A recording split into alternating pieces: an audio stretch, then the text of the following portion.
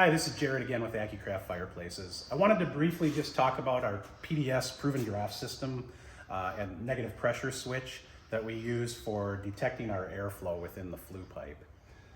This switch, it's important to make sure that this box gets mounted in an indoor, weather-tight space.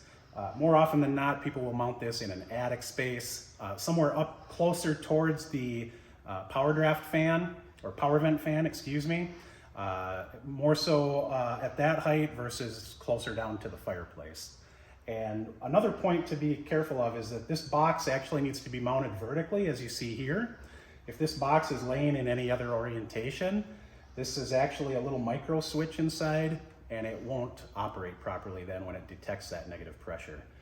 I'm going to draw on this tube real quick and simulate that negative pressure that the fan is generating so you can hear the micro switch flip back and forth.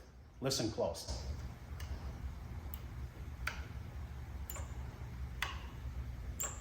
So there you should have been able to hear me blowing on the tube or drawing on the tube and the switch flipping back and forth.